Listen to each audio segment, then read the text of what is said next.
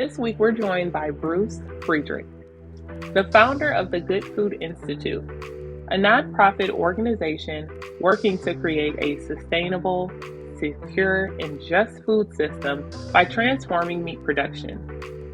Since being founded in 2016, they've been instrumental in the growth of alternative protein industry. In this episode, Bruce gave us an overview of plant-based meat industry, the scale of the problems with our current food system, and what we can do to help. Without further ado, here's Bruce.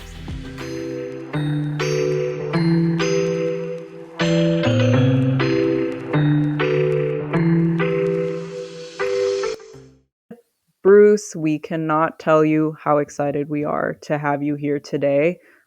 Reading about you in preparation for this episode has been a learning experience in itself, and so I'm sure we'll absorb even more as we speak to you about your life and about your work. What you've been working on at GFI is crucial in our fight against the climate crisis, obviously, as well as zoonotic disease.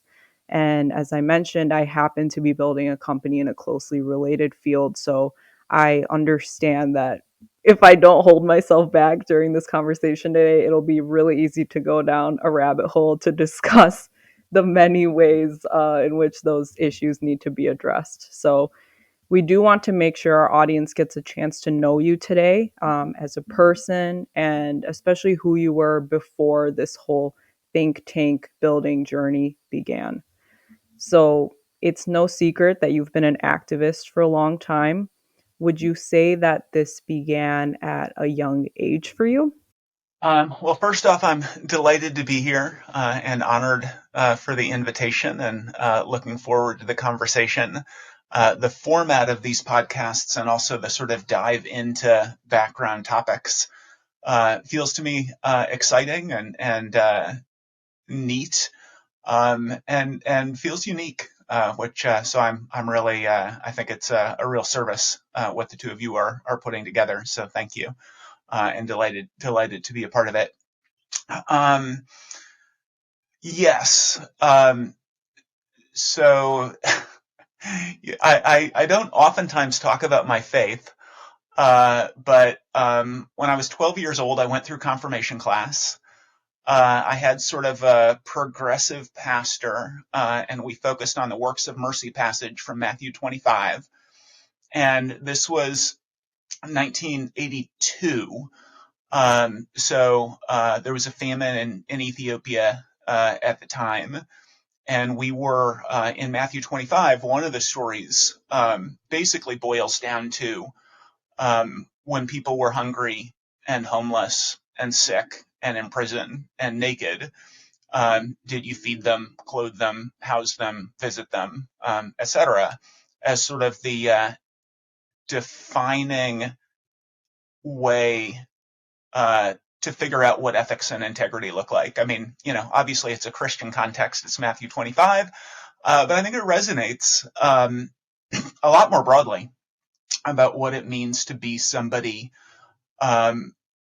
who is, flash forward to, I think it was Robert Kennedy, who really focused on, another biblical concept: to those who have been given much, much will be expected.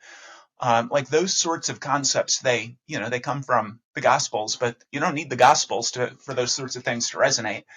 And at the same time, my pastor was pointing out that there were people who were hungry and homeless and sick in developing economies, who basically, lost birth lotto, and were no less important, no less worthy, no less loved by God for the fact that they were in sub-Saharan Africa than the United States. So that was really the thing that got me excited about trying to make a positive difference and feeling like my faith obligated me to try to make a positive difference.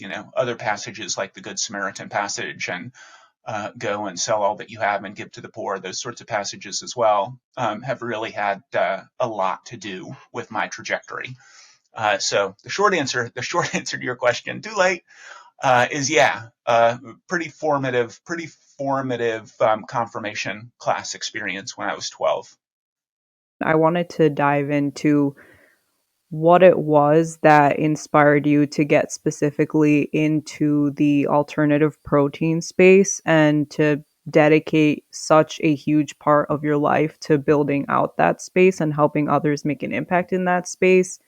Eventually start GFI and your venture capital fund, which we will talk about more in detail. But is there any one moment that sticks out to you in particular, or was it kind of something that built up over time that um, pushed you to dedicate so much time to this?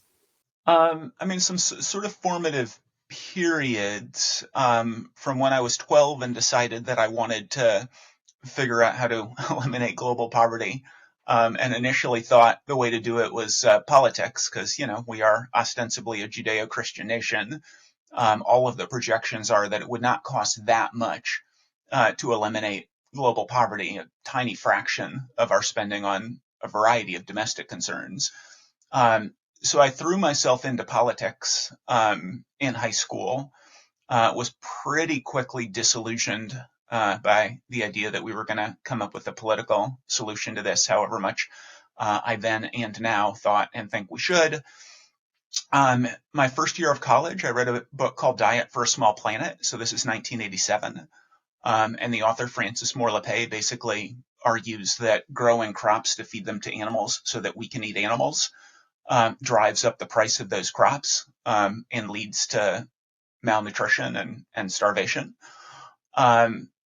That inspired me to study economics in college with a focus on resource economics. And then coming out of that, I suppose, I spent a lot of time thinking that the solution was convince people to eat less or no meat because meat production is so vastly inefficient. So as just one example, the most recent statistic is that we feed more than 1 billion metric tons of corn and grain to farm animals, and another 270 million metric tons of soy to farm animals, because it takes 9 calories into a chicken to get 1 calorie back out in the form of flesh. It takes 40 calories into a cow to get 1 calorie back out. This is the basic point of Diet for a Small Planet, just that it's insanely inefficient to grow massive amounts of crops to feed them to farm animals so that we can eat farm animals. It would be far more efficient to just turn those crops into human food directly. So that argument really resonated with me. I spent a lot of time trying to convince people to eat less or no meat for that reason, as well as for animal protection and other reasons. And just saw meat consumption go up and up and up. Even in the US, per capita meat consumption is as high as it has ever been. We are a nation of people who care about animals. We're a nation of people who care about the environment. But when people sit down to eat, those are not factors that they incorporate into their food choices. So basically, GFI and alternative proteins come out of a recognition that although there are significant external costs to the way that we make meat today, food inefficiency and consequently food security and starvation costs, climate and biodiversity costs, global health costs, animal protection costs, we're probably not going to get broad societal dietary change away from the consumption of industrial animal products unless we can figure out products that can compete with those products on the basis of price and taste. So just like the brainstorm of renewable energy comes out of a recognition that globally human beings will be using more energy year after year after year after year through 2050, we're just not going to convince the whole world to use less energy, and we're not going to convince the whole world to drive less and buy fewer cars. So the solution is to replace fossil fuels with renewable energy. The solution is to replace combustion engines with electric vehicles. Same thing here. The solution is not to keep trying to convince everybody to eat less or no meat. Definitely value in that, and lots of people doing it, and it's noble work. But we need to meet consumers where they are. And that'll also meet the broad society level population shifts around diet a lot easier if we're making products that can actually compete on the basis of the factors that dictate consumer choice for most people. So products that can compete on the basis of taste, and products that can compete on the basis of price. So no, Bruce, you touched on a few things. I was over here just making a few notes. First and foremost, I'm a believer as well. So I love that this journey started with you from being impacted from a passage, right? Because I'm really passionate about people following their calling as believers, and I think your journey is a testament as to why we should follow those callings because I believe as long as we're in alignment in doing the work that we're called to do, we really can live in a world where it is a better place because we're all where we're supposed to be at. So, that being said, I wanted to talk to you more about just the different statistics as it relates to the scale of impact on animal agriculture. And despite the fact that many people know the external cost to meat consumption, we're still eating meat. And the US is actually, I believe, the largest consumer of meat at this time. And I love that I believe you guys have a goal of by 2050 to feed close to 10 million people on plant-based products. Am I? Oh, I hope I'm right. So I wanted to talk to you about that. There will be 10 billion people on the face of the planet in 2050.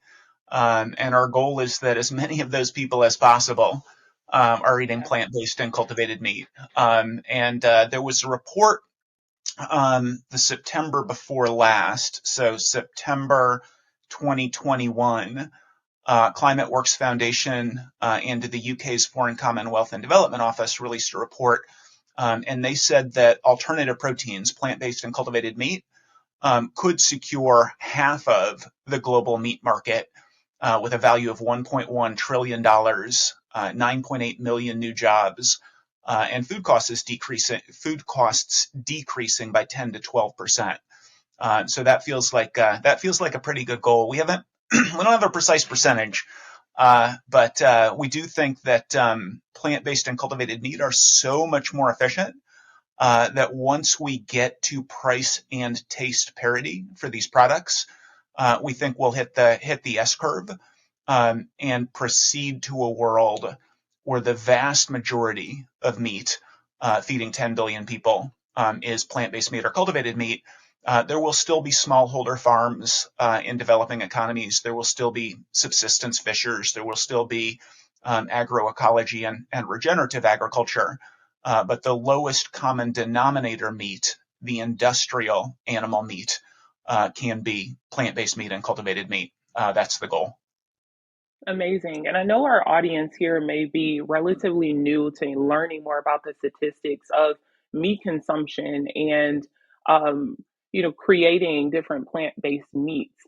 And while researching, I also read that you shared some information about antibiotics prescribed to by different pharmaceutical companies, and there's a percentage there of those antibiotics that are prescribed fed to farm animals. Can you dive deeper into that to help us understand what exactly are those statistics and why it would be alarming? Sure. I think a lot of people, when they think about the meat industry, the harms that folks are generally fairly aware of are things like cruelty to animals. A lot of people are aware of the adverse climate impact. Something like 20% of all direct emissions come from industrial animal agriculture. That's significantly more than all forms of transportation combined. The Boston Consulting Group said that getting to just 10% alternative proteins would have the same climate impact as completely decarbonizing air travel. So people understand that air travel is highly warming. It's a significant contributor to global warming, but it's actually 2%. Getting to 10% plant-based meat then, and cultivated meat would be the same, 2%, as just an indication of how big a deal this is. Also, massive biodiversity wins. So right now we use about 4 billion hectares of land for agriculture. 3 billion of those are either grazing ruminants or growing crops to feed to farm animals. So that's the size of China plus India times two plus Indonesia. That's how much land is being used in this incredibly inefficient system where we grow crops and feed them to animals. It's literally 800% food waste for chicken. It's 3,900% food waste for beef. And people may not know those precise statistics, but I think many, many people are aware of those basic harms. One that people miss is what you're asking about right now, Dominique, and that is antimicrobial resistance, antibiotic resistance. The UK government has said the threat to the human race from antibiotic resistance is more certain than the threat from climate change. And a big part of that is that farm animals are on drugs. More than 70% of all medically relevant antibiotics produced globally, more than 70% of those antibiotics are fed to farm animals. So if you get sick and you're prescribed antibiotics, you might get a 5-day course of antibiotics. At the absolute outside, you'll get a 10-day course of antibiotics. But farm animals are fed antibiotics every single day for their entire lives. And not because they're sick, but either for growth promotion or to keep the animals alive in conditions that are very, very challenging to their immune systems. So the antibiotics are used prophylactically. What happens is that those antibiotics, basically the bacteria, because they are being dosed with these antibiotics constantly, the bacteria mutate. They figure out how to get around those antibiotics, and they become what the medical industry very colorfully calls superbugs. The Lancet last year published a report. They said right now, 1.3 million people per year are dying from these superbugs that are partly a result of overprescription of antibiotics for human beings and partly a result of the fact that farm animals are dosed with low-level antibiotics, 70% of all antibiotics. And the Lancet said it's going to be killing 10 million people per year by 2050, so more than cancer by the year 2050. And one of the great things about shifting to plant-based meat and cultivated meat from industrial animal meat is no antibiotics required at all. So you go from a significant contributor to the problem to removing that contribution altogether. I don't know about you, Bruce, but I find myself becoming incredibly frustrated at times as I work towards achieving my company's mission. And it's really easy, I know for me at least, and I know for others, to look at these climate statistics or look at the antibiotic resistance issue that we have, that we're already dealing with, or the fact that most of our grain goes not to humans but to animals so that we can then eat the animals, and then the global pandemic we just went through and are still dealing with. So it's easy to be angry. And I'm sure that you've dealt with the same emotions. Can you talk about how you went from, being frustrated about this problem, because I think everyone gets frustrated when you care enough about something, to channeling that anger into action and just talking about your journey with that and how you went about it? Um, yeah, I mean, I think there's a lot of evidence and study around psychology and people's set points. And so I will cop to the fact that my set point is pretty high. So I remain pretty optimistic and encouraged. A big part of that is celebrating things that might feel a little bit small. But I do feel like we have a steady string of wins.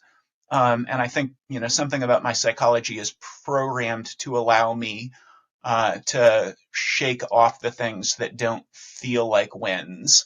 This is oftentimes a very helpful predisposition, but it does also mean that I can, I'm frequently accused of having rose-colored glasses and, discounting risks that others see, or discounting fears or negativity that others feel. So the first thing is I think I hit psychological, I just am in a good place to weather travails, I think. Um, Beyond that, though, I do think the fact that we are doing this podcast, the fact that you two are thinking in these terms, um, I'm pretty extroverted. I get a lot of excitement and enthusiasm out of meeting with people who have dedicated their lives to making a positive difference. So there is a steady stream of setbacks. There is a steady stream um, of things that we need to transcend, but we so consistently transcend them. So it goes way beyond anything that could possibly look like fortuitousness or luck. That whatever the setback is, whatever the obstacle is, we figure it out, we clear it. Um, so for me, the fact that GFI Israel literally today is announcing a partnership with the government of Israel for a $20 million research institute focused on alternative proteins at the Technion, which is one of the top universities in Israel, gives me a tremendous amount of hope. And we have a steady stream of these sorts of wins that indicate significant forward progress.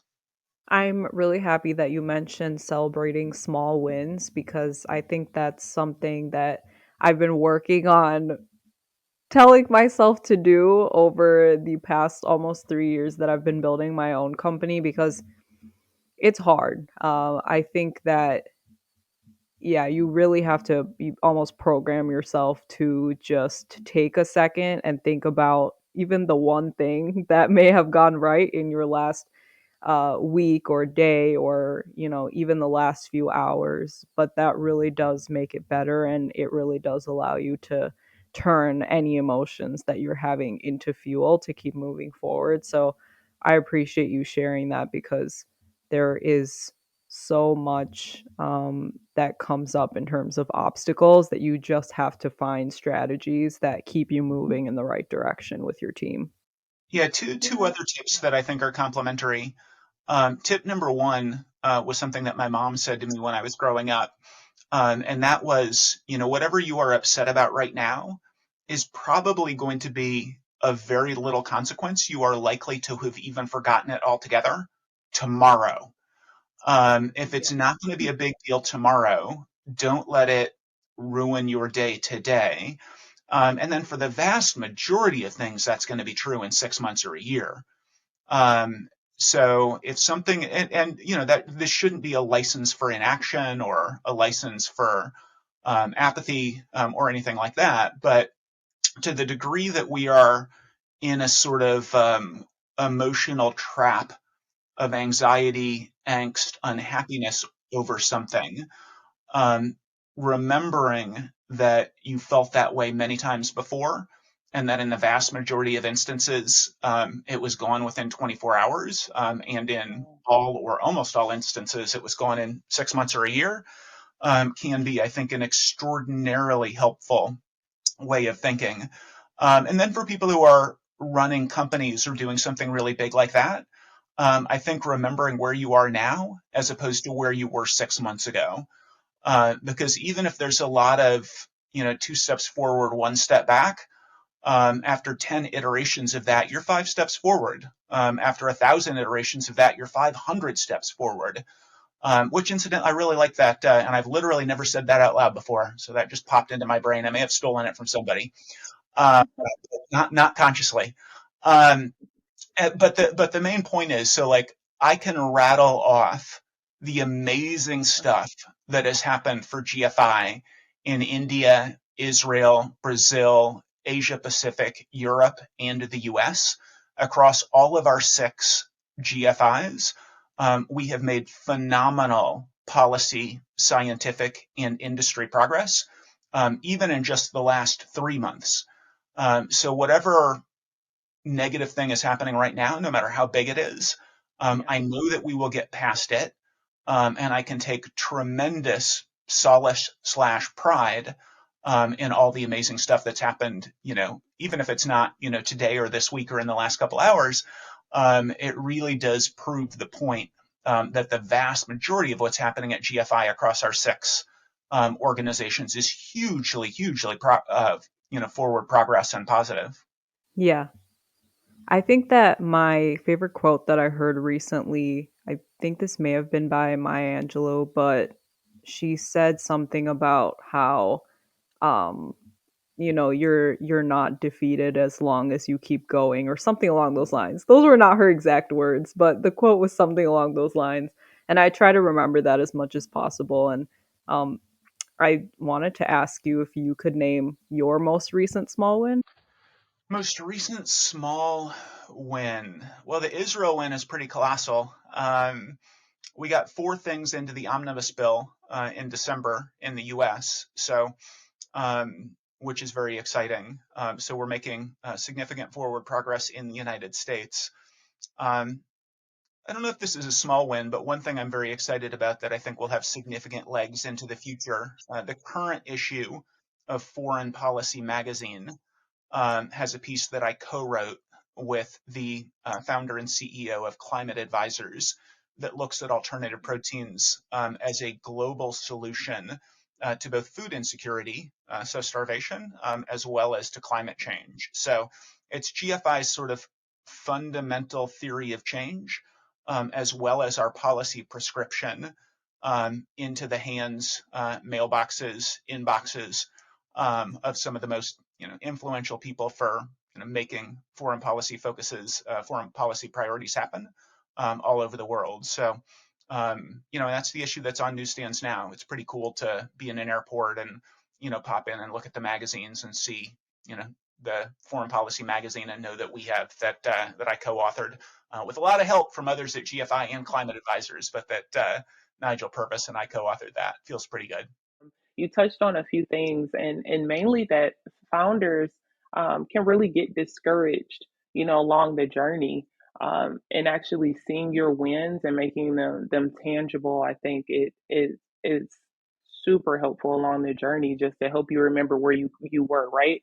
Um, and another thing you all touched on, it made me think of like the emotional bondage, so to speak, that a founder can have to the opinions of others, especially when meeting with different. Look, yeah, Bruce, so I'm about to dive into this because I've been a part of different pitch competitions, originally from Detroit. So here in Michigan, very familiar with different pitch competitions. And so your initial solution can end up being very different after competing in different pitch competitions. And I often hear that founders may find themselves um, seeking to please others versus just staying the course.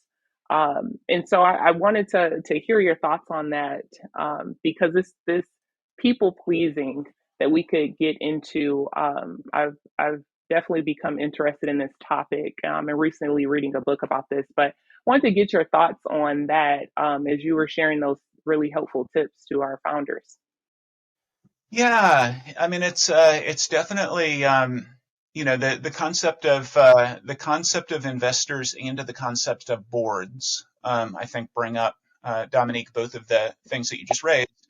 Um, and it is a conundrum because two things are true and they conflict. The first thing that's true is that it's super easy to get in a rut. It's super easy with your team to move into groupthink. Or if you are in a position of power, it's super easy for people to not challenge you, even if they, have questions and concerns. So I mean, this is sort of an aside, but creating a culture that rewards people for challenging you is so critically important.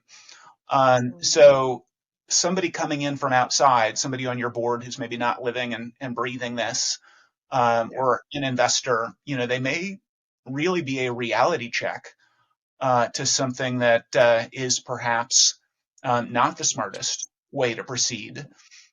But what's also true is that in many of those instances, they will be absolutely confident that they are right. It will be on the basis of roughly 1,000th of the information that you have. But as somebody who can, dangle an investment in front of you, or they're on your board and they can actually, dangle the possibility of your organization, your company proceeding Uh, in front of you. So there's a very odd dynamic. Less mhm. so for investors, unless you're desperate for investors, than for board members. But Yeah. in both cases, the sort of natural human desire to please, combined with the position of power or capacity for the person you're chatting with, in the case of a potential investor, a board member, or actual investor, there's just a real dynamic there um, that is fraught. Um, and it's really tough. I mean, psychologically, you want to be open to input from anywhere. The best input you receive could come from somebody you meet, in the line for coffee at Starbucks. That sort of thing is not unheard of. If somebody takes an interest in what you're doing, you want to get their perspective, and fresh eyes and fresh thinking is oftentimes extremely valuable. Uh, Yeah. but you're doing what you're doing, not on a whim. And there is sometimes with folks an implication when they ask you a question like, how could you believe that to be true? And you're starting from sort of a weird place. If you've put a lot of effort into something and it is part of a significant strategic plan, and the other Yeah. person just assumes that their sort of thought on the basis of no information is better than your thought on the basis of a lot of information and strategic thinking, and sort of how to figure out what's the wheat and what's the chaff of that input, combined with the power dynamic, can be super tough. None of this is original observation. Everything I just said is in an awful lot of an awful lot of business books. They always have a chapter about how to deal with your board. This is a part of the conversation, part of the rumination about how to deal with your board. And I think the conventional wisdom is right. Um, Yeah. we need to be open to all new input, um, and challenge ourselves, not to double down on sunk costs, um, while Yeah. simultaneously recognizing that we landed where we landed, quite possibly, quite likely for a really good reason. And the worst reason to make a decision that you disagree with is that somebody with investment power or a board relationship to you asked you to do it. Um, but that Mhm. can put people into tough situations, and there is the sort of quintessential. Sometimes we make decisions that are not the best decisions, but they're better than Yeah. any of the other alternatives. So it's you definitely hit on something super complex. Yeah. Yeah, it's tough because on one end you want to maintain your integrity, your character, your values and principles and the why behind the what, right? And of you starting this. And then on the other spectrum, it's like you have to really think through the different processes that could get you there and keep you there and to keep being innovative along the line. So yeah, I think it's something where it's no perfect answer to it, right? Um, and so do you follow your gut? Do you where do you draw the line of, hey, if this happens, I'm not compromising?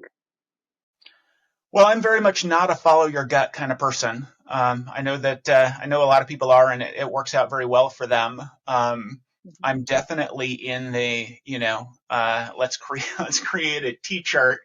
We'll put positives over here and negatives over here, Yeah, and then you have to think, yeah, one positive could still outweigh a lot of negatives if the positive is bigger on its own than all of the negatives. But um, I'm very, very, I'm a big fan of writing things out and thinking things through, and doing a proper due diligence on ideas, even if they seem like bad ideas, if they're coming from somebody for whom I have a lot of respect. I'm going to want to do a significant amount of due diligence. I'm also a fan of deferring to other people if it seems like they care more about the question that's in front of us than I do. So spend a lot of time executing on decisions that would not have been my inclination, and maybe even weren't where I landed on the basis of doing a pretty thorough analysis. At GFI, we use a process called RAPID that was popularized by Bain. And basically, the RAPID process allows everybody who is a part of the decision to weigh in and be heard. So everybody who's significantly involved is in the A, agree. People who are tangentially involved are in the I, input. There's an R, who is whoever is recommending, and the idea of the recommendation is that it spells out what the recommendation is and the pros and cons. So ideally, the people who are in agree and input are in a position where they can just say, yes, this is the point that strikes me as most important. But more often than not, they're also saying, you missed this thing. And then at the end of reading what can become a pretty long, there's something called written meetings that are becoming more and more popular that allow introverts to be heard a little bit more. And the rapid process is a little bit like the written meeting. We'll generally also have Zoom meetings to discuss things, but at the end of the day, we want to make sure that everybody is heard. So there's not a and so, I mean, I think a lot of times when a decision is made that you don't agree with, you probably think the person making the decision, if they had just understood your point, would have made a different decision. The rapid process gets us past that to ensure that everybody who wants to have a say has a say. And then if the decision comes down against you, the person making the decision has to say, I hear you say this. This is why I disagree. It sounds it sounds a lot simpler, I think, when I say it out loud than it is. We still have an awful lot of people who end up disagreeing with decisions on the basis of everybody having complete information, or as complete as possible. Everybody understood it, standing everybody else, and there will still be disagreements. Usually, that's a question of weighting. In other words, weighting, weighting. But yeah, it's a good process. For me, instincts, intuition are a great place to start. But I'm a pretty big fan of thinking things through in some depth. Hey, your work is pretty big, I mean, and crucial. So thank you. I think those are really helpful tips that can really be implemented. So I think those are great. You also mentioned earlier just how important it is to build a company culture where people feel like they can challenge you and your decisions and your ideas, and just where everyone has a place to participate. Can you talk about how you started to learn more about this process of building a culture around you where people feel included and their beliefs are included, especially when you're building a movement, when you are an activist? And are there any times where you feel like you did a bad job and so you learned from that and then you implemented things better the next time around? Um, yeah, I mean, this is one of I think the most important things about being a human being is to recognize that the golden rule only gets you so far. The golden rule assumes that other people have the same desires and needs that you have. So do unto others as you would have them do unto you. Well, what if the other person has a very different way of being in the world? Um, so I think the challenge of the platinum rule and the challenge of things like the Myers-Briggs test and the Enneagram and others. I know some people think that personality tests are kind of psychobabble, and they're certainly pretty surface.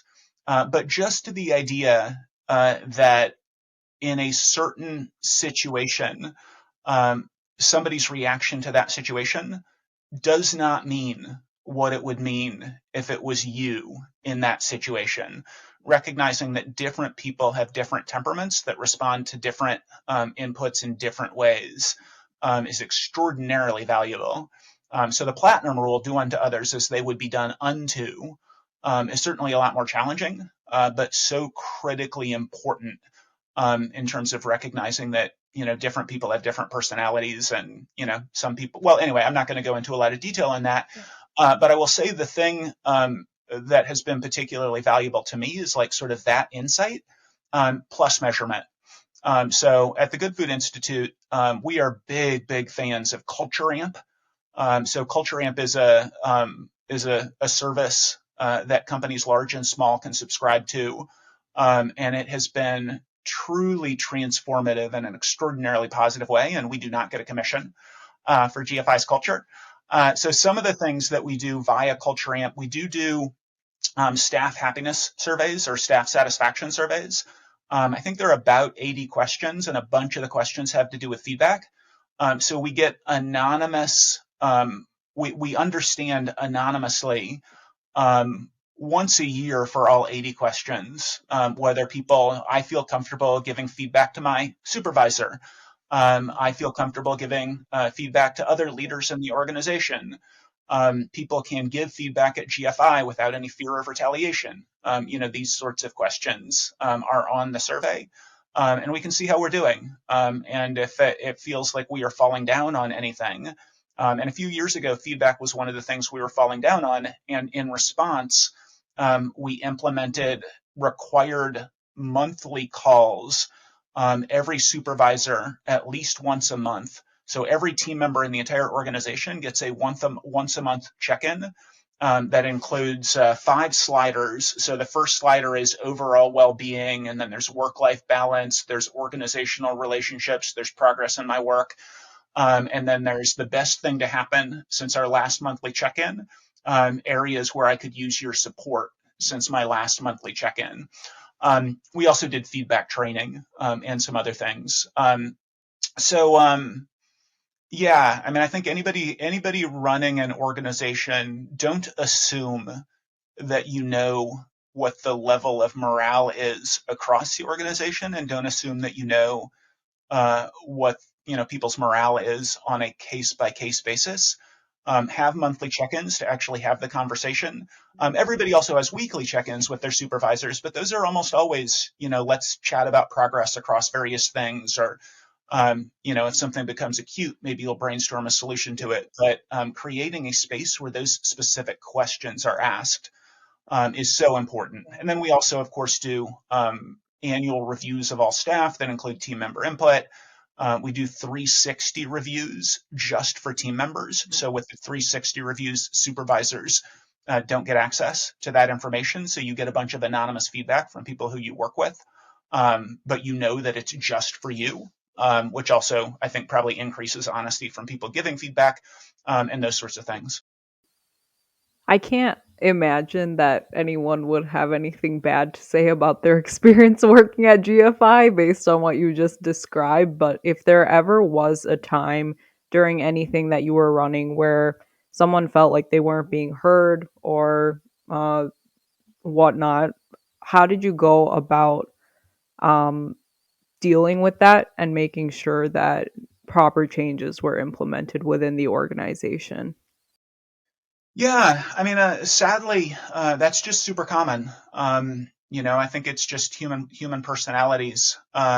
It's human person. I mean, the vast variety of human personalities means that if somebody anyway, there are just lots of reasons that people might not be heard. Lots of reasons that people assume one thing when something else is true. The fact that GFI is a 100% remote, well, not 100%, but the fact that GFI is predominantly a remote workforce means that we're oftentimes, certainly pre-COVID, now everybody's Zooming and Google Meeting and everything. So, which I think is a net positive in terms of relationship building. But the degree to which we still rely on email, and email is a pretty bad conduit for anything more than essentials. So if something is late and you get an email about something that's late, you might think, gosh, why is that person so angry? And the person wasn't angry. They just had 45 seconds before their next call to get the email off. Or they're on a call and they're like, sending the email off on the call, and the tone is lost. So no, it is still, our overall metrics on these sorts of things are extremely high, and relative to other similarly sized organizations are especially high. But other than proud to work at GFI, I don't think we hit 100% on anything. Um, yeah, I mean, we have a phenomenal HR department. I guess it depends on how acute the issue is. People report up, and on the monthly calls, what can I help you with? For supervisors, consistently, that's, I'm having this miscommunication or whatever with one of my team members, and I'd love to brainstorm the best way to proceed.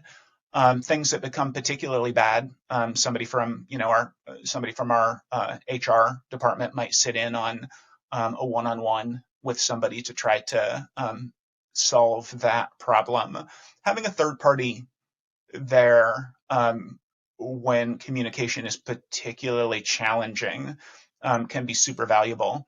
I mean, generally the counsel in these sorts of conversations is, I think you might be assuming something about this person's intentions, motivation, et cetera, that is wrong. Why not ask them? I think the golden rule and the platinum rule basically overlap on this one. Like, people would, I would prefer, both of you would prefer, almost everybody would prefer that somebody who is offended by something have the challenging conversation and say, hey, this is how I read that email. Is that how you meant it? And if that is how you meant it, can we have a conversation about it? And I will say about 95% of the time, the person says, no, that's not how I meant it. I'm so sorry that that's how you took it. But if it is how they meant it, then there's something that is significantly better to have addressed than to let it fester. Oh yeah, 1,000%. And speaking of navigating conflict, I wanted to take us back a bit and talk about this regenerative agriculture. I wanted to know, like, how are these major meat companies dealing with the transition of alternative proteins? Um, the major meat companies are dealing with it as well as I think we could have expected. And this is probably the biggest surprise for me. It was early. It was in the first 18 months after I started the organization, so it's now status quo for the last 5 years. But when I started GFI, I would talk about how we were going to disrupt conventional animal agriculture. And I, read something from Cargill's CEO, who was super open to shifting toward alternative proteins, and ADM's CEO, and we were invited in to give a presentation to ADM's CEO, their entire board, and their entire senior VP staff, and had a really great conversation with them. And it just quickly became clear to me that we would have a lot more success if we thought in terms of transformation rather than disruption. And somebody, I think it was a Cargill executive, said to me, not Cargill, sorry, ADM executive. And he said, ADM wants to be Canon. We don't want to be Kodak. And so I stole that concept outright from him, although maybe he didn't come up with it. And now when we have conversations with people in industrial animal ag, that's our challenge to them. Our challenge is to look at not what you're selling now, but also what you're going to be selling in 10 years. To think about the fact that making meat from plants or cultivating meat directly from cells is so much more efficient than this 12,000-year-old system that we have now. For 12,000 years, we've been feeding crops to animals. But hey, it takes, the most efficient animal at turning crops into meat is a chicken, and it takes 9 calories in, according to the World Resources Institute, to get 1 calorie out. It's 40 calories into a cow to get 1 calorie out. That is insanely wasteful. It's also multiple extra stages of production. So you're growing all of those grains, and you need 9 times as much land for chicken, 40 times as much land for cattle. You're shipping those grains to a feed mill. You're operating the feed mill. You're shipping the feed to the farm. You're operating the farm. You're shipping the animals to the slaughterhouse. You're operating the slaughterhouse. It's a lot of extra stages of production, a lot of extra factories. What if you could figure out how to make something that was indistinguishable from animal meat from plants? What if you could grow actual animal meat and just feed the cells, and take away the live animals. That would be transformative. And it can be disruptive if you fight it. It can be transformative if you're part of it. So that's been our pitch. And all of the major meat and food companies. I mean, they're not sacrificing their bottom line. The products need to taste the same or better and cost the same or less, and they don't yet. And so the vast majority of their income is going to come from conventional. But none of them appear to be challenged, antagonistic. All of them are investing on both the plant-based and the cultivated side. And we have good relationships with all of them as well. Yeah, well, I appreciate you sharing that because I think it hits the nail on the head, right? Because it's not affecting their bottom line. They're repurposing their funds to be allocated towards those plant-based alternatives because that's where the trend is going, right? So I think that's part of it. And I'm happy you dive deeper into that because I know there's someone that's like, hey, well, if it's been working 12,000 years, why? Why should we, disrupt our system now? And if I'm hearing you correctly, I'm hearing that one, it's because it's not efficient. I'm hearing that because it would cost less. I'm hearing that it will help save our planet. And then I'm also hearing that it's less caloric intake. So I don't know. I'm sure I've missed tons of things there, but is that the overall gist? I just want to make sure for someone who's new to this world and really learning that they're grasping, this concept. I think the most important concept that sometimes people struggle to grasp is that we're not trying to convince anybody to change how they think about food. So the goal is not to convince people to eat veggie burgers. The goal is not to convince people to eat cultivated meat. Um, the goal is to win in the marketplace by creating products that compete with the current products on the basis of the most important issues to consumers. Those are price, taste, and health. If you don't get price and taste right, health is going to be irrelevant for 95% of people. So we need to get price and taste right. And then the health is baked in. The plant-based meat products, they have complex carbohydrates, they have fiber. Animal meat has no complex carbohydrates or animal fiber. They have less fat, less saturated fat, no cholesterol. So they're just healthier products. But right now, the focus is winning on price and taste. And once we create plant-based products and cultivated products that win on price and taste, then we can also lean into on the plant-based side what I just said in terms of health. On the cultivated side, a fraction, less than 1% is likely that there will be bacterial contamination because there's no digestive tract, no antibiotic residues, no pesticide and herbicide residues, et cetera. So just a much healthier, purer, cleaner product. So that's the thing that some people, they hear all of this and they go, well, how do we convince people? And it's very much not about that. Just like with renewable energy, the idea is not to convince people, well, at least for us, we're not the people trying to convince you to put solar panels on your house or buy a Tesla. We're the people behind the scenes trying to make it so that solar and electric vehicles compete for consumer dollars on the consumer's own terms. So that's kind of the most important thing. And then the second most important thing, which is what you sort of nodded at, Dominique, is the benefits of alternative proteins. And probably the two most important for people. One is that the scientific consensus is in. If animal agriculture continues to go up, Paris Climate Agreement targets are impossible. And the only two options that anybody is even thinking about, talking about with regard to changing that trajectory. One is convince people to eat less meat, so dietary change. And I haven't heard from anybody who thinks population level dietary change is possible. And so that leaves us with alternative proteins. There isn't a plan B from alternative proteins. It has to work, so we need to lean into it. And then the other one that resonates with a lot of people is cruelty to animals. But there are huge benefits, as we talked about, in terms of antimicrobial resistance, in terms of biodiversity loss, including food security and starvation. And also just to flag something we started talking about was pandemics. Um, and pandemics, I feel like causing another COVID-19, a COVID 2023 or 2024 is super speculative for people. I don't know why this concept we're living through, we're living through a pandemic and nevertheless people don't care what we're doing is going to cause the next one.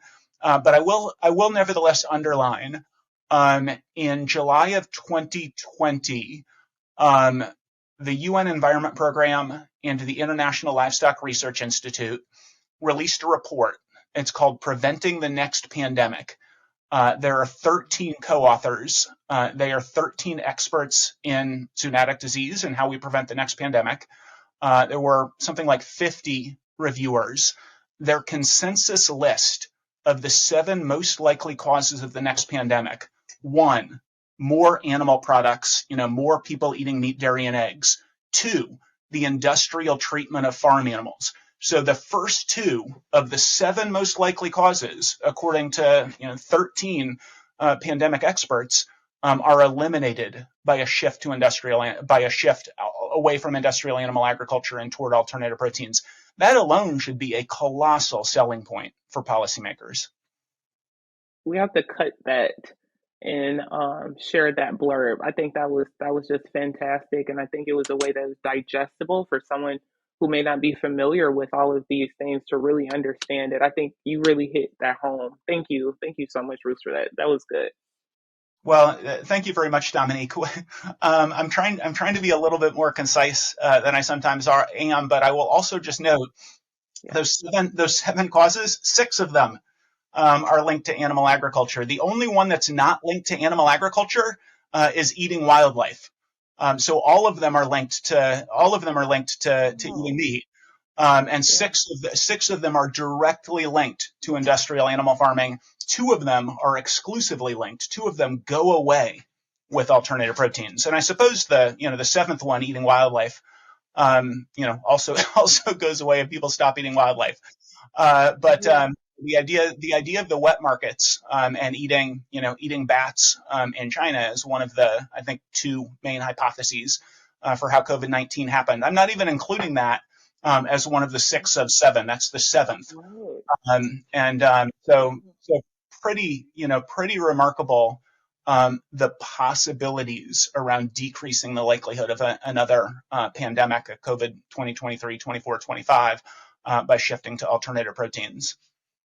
Yes. No, I think the way that you are seriously explaining all of these things, I think it's phenomenal. I think I'm part of one of those people that I'm like, wait, let me make sure I got this right because of course we follow your work and we are researching and I was like, man, there is so much about this process and animal consumption and plant-based alternative that I don't know about, but I want to learn more and I want to understand what my part in it is and what are some things I could, shift and incorporate into my lifestyle to try and help contribute to the solution of it. So no, I think how you're explaining everything is great, and I'm just really fascinated by it, and I'm just really appreciative of the privilege that I have to really have this one on one. I am really honored. That's super nice of you, Dominique. I'm delighted to be chatting with both of you. Very very excited for what you're both accomplishing in the world. No, yeah, we really appreciate your work. And I was going to say that I really appreciate the fact that obviously you guys do work across 3 pillars: your science, industry, policy. And I really appreciate that approach because when you're based in evidence and in science, it's like you're operating based on something that is true and something that exists. And so there's less room for a lot of the whataboutism that still seems to happen every single day. Well, I'm not eating from a wet market. Okay, but what about, the chicken that you ate yesterday? If you do have the privilege to choose what food you're eating every day, I also want to make that point because I know not everyone has that choice.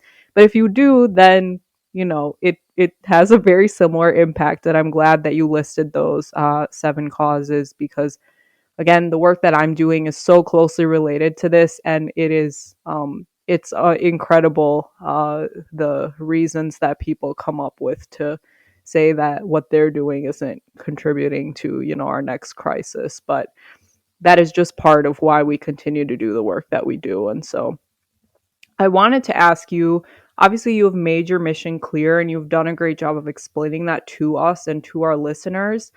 Um, Based on your prior experiences, I wanted to know when you started to feel like you were getting really good at crafting these compelling messages that inspire people to take action, whether that's people in industry, other stakeholders that you're talking to, even when you're giving the TED Talks that you give, or you're sitting on a panel or explaining your work to a friend. And for a lot of people, especially when they're starting out and they're working in the realm of making an impact or anything along those lines, it's difficult to get to the point where you're explaining the work you're trying to do clearly so that people will come on board and help you out, because you cannot go at any of this alone. So I was wondering what you would say to anybody who's struggling to communicate their mission to their stakeholders, because that can be so challenging. Yeah, thanks very much, Isha. I think iteration is good, is probably the most important thing. I will say that putting together TED Talks is a pain in the ass, and the TED people really sort of push back and challenge you. But at the end of it, you have some really nicely honed messaging that really smart people have helped you figure out how to frame. You don't need to TED Talk to do that. So I'll just sort of flash back. I started working on GFI in the fall of 2015. And the first thing that I did was talked to Ethan Brown, the founder of Beyond Meat, and Josh Tedrick, the founder of then Hampton Creek, now Eat Just, and Tal Ronan, a guy who's on the board of Impossible Foods, and Alexis Fox, who started a company called Later. And I just started chatting with people who are focused on this and lots of other smart people, and said, here's my hypothesis. What resonates? What doesn't resonate? And what is the role of a nonprofit organization? And so I didn't start hiring people. I hired one person to launch the venture capital fund. So I started working on it in September 2015. I hired Chris Kerr to launch New Crop Capital. And then I just let him go, and run New Crop Capital. I had some degree of input, and GFI paid the bills through the end of 2017. But for the most part, it was just, that was his endeavor. And I was focused on the nonprofit side. And where we came down is GFI is essentially a science-focused organization. So I think I mentioned we have 6 GFIs around the world. We have about 180 full-time team members. The plurality of GFI's team members are scientists, and they're focused on building a scientific ecosystem. So publishing papers, speaking at biotechnology and plant biology and other scientific conferences, creating our university program, the Alt Protein Project. All of that came out of conversations with the people who are going to create this as a scientific endeavor, and as an industry, and asking what would be most useful to have a nonprofit organization doing, and realizing that nobody had ever in the history of the world created a techno-economic analysis of plant-based and cultivated meat. So there was no roadmap. Everything was happening in, sort of industry silos. So what is it like? First thing we did was created the roadmap and started asking some of the questions around tractability. And then the other thing we heard is that this should be the third leg of the climate mitigation stool alongside renewable energy and electric vehicles. And we need policymakers to understand it, both so that they roll out the regulatory red carpet, help us figure out what food safety protocols should be, but prioritize helping us make this happen. And then also, for all the reasons that we've been chatting about, government should be incentivizing this shift in the same way that they incentivize renewable energy and electric vehicles. So, and that landed us on our global battle cry. So plurality of team members are scientists. They're building a scientific ecosystem. Global battle cry is that policymakers and governments should be ensuring that this transition happens in the same way that they're ensuring the transition for renewable energy and electric vehicles, or at least work, I guess, ensuring maybe mildly too optimistic, but making sure that if it is possible, it happens, doubling down on making it happen. And then the third leg of the stool is industry. And that's where we started off with the idea that we needed to create a lot more impossible foods, beyond meat, upside foods. As we did our white space analyses, it came to be clear to us that there was really need for B2B companies so that every company didn't have to master every aspect of the process. So we shifted to promoting that. But also something that wasn't in our original battle plan, even after I did all the interviews and analysis, and this was, I think, just I didn't talk to all the right people, was having significant outreach and serving as a resource for the really big meat and food companies. And that has become, maybe the most exciting thing that we're doing on the corporate engagement / industry side of things. So it's three programmatic legs, and then, supported by, so everything we do fits into one of 5 pillars.